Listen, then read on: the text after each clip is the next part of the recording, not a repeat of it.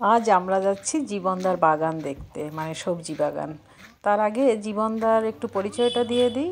জীবনদা হচ্ছে পুরুলিয়ার বরন্তির যে wild life and nature study হাট রিসর্ট রয়েছে, তার একজন মানে দায়িত্বশীল কর্মী। প্রচণ্ড চাপ থাকে জীবনদার মাথার উপরে যখন বোর্ডার বেশি থাকে।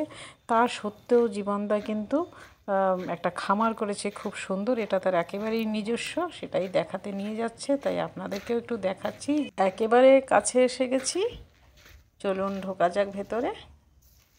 বাহ জীবন, দারুণ দারুণ। আরে দারুণ, এই দেখো সবজি করেছে কত। ওরে রে রে রে, জীবন ভিডিও করছি কিন্তু। আরে দারুণ। গেটটা খুলি, ভিতরে করে দাও, এখানে ব্যাক করে নেবে।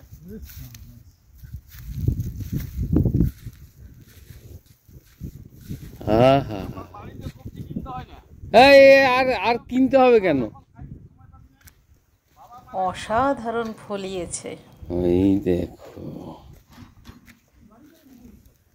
বাবা, টমেটো গাছগুলো কি সবুজ, মানে প্রচণ্ড সবুজ, একটাও পোকা নেই তো, একদম সতেজ। বাহ, কপি হয়ে গেছে।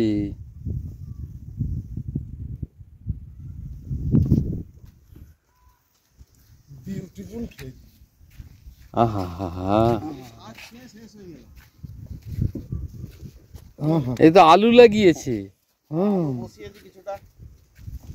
8 কিলো 8 কিলো বসিয়েছি আলু। আরে বাঁধাকপি সাইজ দেখ, ভালো বাঁধাকপি, খুব ভালো বাঁধাকপি। এখনো হয়নি, মানে ওই কান্তর শ্রীকান্তর ভাগ্নের বিয়েটা পেরাইলো না, দেরি হয়ে লাগাইছে। ওলকপি নিয়ে যান, দেখুন বড় বড় ওলকপি, স্বাদ ছাড়া কিন্তু। এই যে জ্যোতিদা, তুমি ওলকপি নেবে বলছিলে। ওরে ওলকপি কি সাইজ দেখো ওলকপির। দেখো ওগুলো খাওয়া যায় নাকি। হ্যাঁ, আর এইটা কিন্তু ফুলকপিও বড় হবে, এখন ফুটে নেই। হ্যাঁ, ফুলকপি সবে শুরু হয়েছে। কোন ওলকপিটা ভালো? আপনি যেটা আমি পুষেছিলাম গোটা 50-60, বাকি খেয়েছি। এইটা নেবেন। ওই দেখো সাইজ, ওরে তারা, এই বিভৎস সাইজ। সার ছাড়া গোবর সার দিয়ে ওগুলো ম্যাচিওর করেছে গেছে জয়দা, ওগুলো খেতে পারবে না মনে হয়। হ্যাঁ, এই ইয়ে হয়ে গেছে না। এইটা তুলুন, এইটা তুলুন, এইটা। আরে সাইজ, এগুলো তুলে বিক্রি করে দিচ্ছিস না? আমি বিক্রি না রে, বাড়ির জিনিস কষ্ট করে এগুলো বিক্রি করে, তাহলে খাবি। আর এই সমস্ত সবজি কিন্তু গোবর সারে ফলানো সবজি।